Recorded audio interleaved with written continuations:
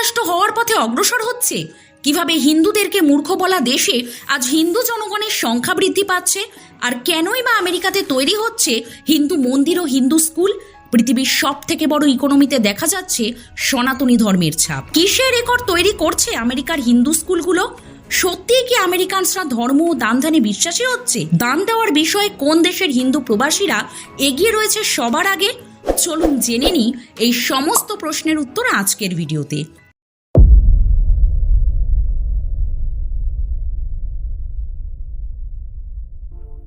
তো বন্ধুরা, 1947 সালের আগে আর পরের অনেক সময়কাল পর্যন্ত পশ্চিমী দেশের লোকেরা ভারতীয়দেরকে মূর্খ, অজ্ঞানী, অসভ্য মনে করত, ভারতীয়দের থেকে দূরত্ব বজায় রাখত, আর বিদেশে যাওয়া ভারতীয়দের অনেক অপমান করা হতো। কিন্তু এখন দেখা যাচ্ছে ইংরেজদের দেশে সনাতনী ধর্মের ছাপ স্পষ্ট। ব্রিটেন আর আমেরিকার মতো দেশে হিন্দুদের আবাসী সনাতনী ধর্মের পরম্পরা, দেবদেবীদের পূজা অর্চনা ও মন্দির তৈরি বেড়েই চলেছে। আপনারা বিশ্বাস করবেন কিনা জানি না, কিন্তু আজ থেকে 20 বছর আগে যে আমেরিকায় 435টা মন্দির ছিল, আজকের দিনে দাঁড়িয়ে ওই আমেরিকাতেই 1000-এর থেকেও বেশি মন্দির নির্মাণ করা হয়েছে।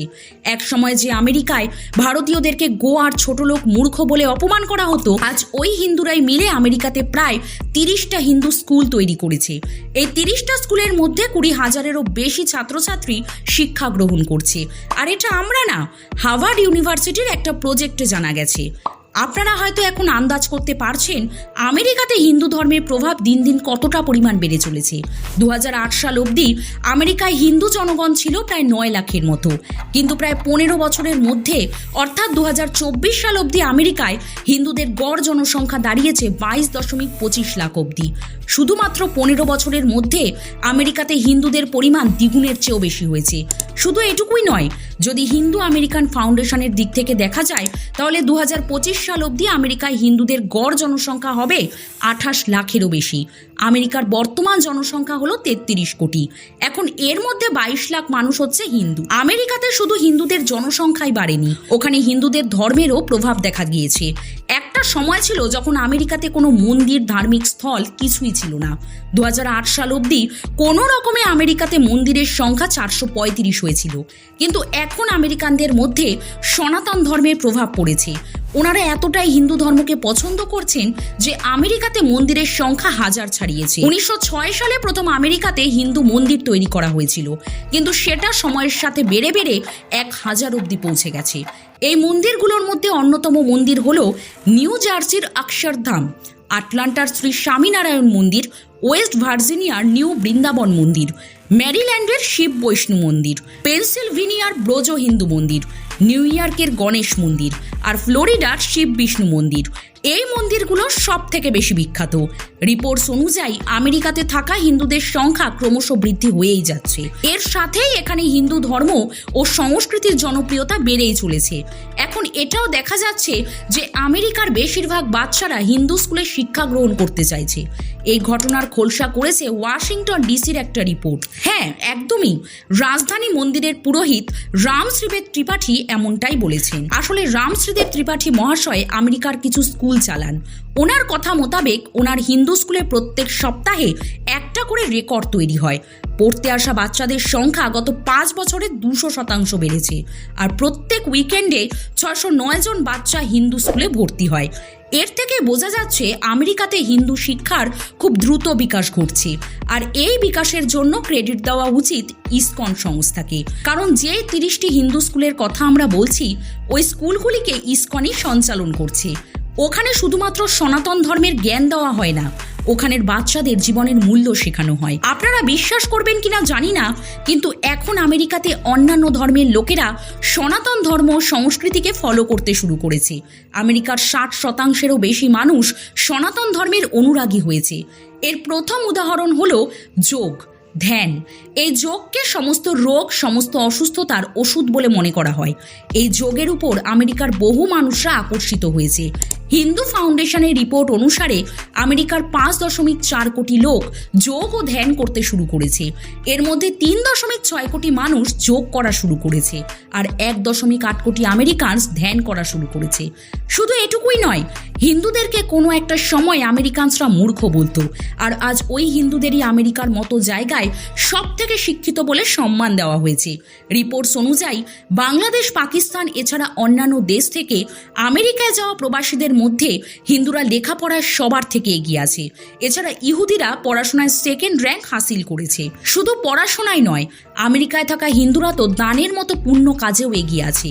রিপোর্টস অনুযায়ী আমেরিকায় থাকা 48% হিন্দু নিয়মিতভাবে ধার্মিক সংস্থাগুলোকে অর্থ প্রদান করে। রিসার্চ সেন্টারের একটা রিপোর্ট বলছে যে ধার্মিক সংস্থায় চাঁদা দেওয়ার তালিকায় হিন্দু প্রবাসীদের সংখ্যা সব থেকে বেশি। ওরা বছরে 16,000 টাকা দান করে। গত 10 বছরের রিপোর্ট যদি দেখা যায়, তাহলে দেখা যাবে চাঁদা দেওয়া হিন্দু প্রবাসীর সংখ্যা প্রায় দ্বিগুণ হয়ে গেছে। দুবাইয়ে মন্দির নির্মাণ করা বাপ স্বামীনারায়ণ সংস্থার কথা তো আপনারা নিশ্চয়ই শুনেছেন। এই সংস্থার কোষাধ্যক্ষের অনুসারে প্রত্যেকটা মন্দির প্রায় $2 কোটি অনুদান পায়। এটা শুনে আপনারা নিশ্চয়ই আন্দাজ করতেই পারছেন যে আমেরিকায় থাকা হিন্দু প্রবাসীরা কত পরিমাণ দান করে চলেছে। দান দেওয়া ছাড়াও আমেরিকাতে টিচার, ডক্টর, ব্যাংকার্স আর রাজনীতিতেও হিন্দুরা অংশগ্রহণ করছে। আমেরিকান হিন্দু নেতাদের সব থেকে ভালো দিকটা হলো ওনারা গর্বের সঙ্গে বলেন, আমি হিন্দু। উদাহরণস্বরূপ আপনারা বিবেক রামাস্বামী বা তুলসী গাডকেই দেখুন। বিবেক রামাস্বামীর জনপ্রিয়তা এতটাই যে ডোনাল্ড ট্রাম্পও ওনার ফ্যান হয়ে গিয়েছিলেন।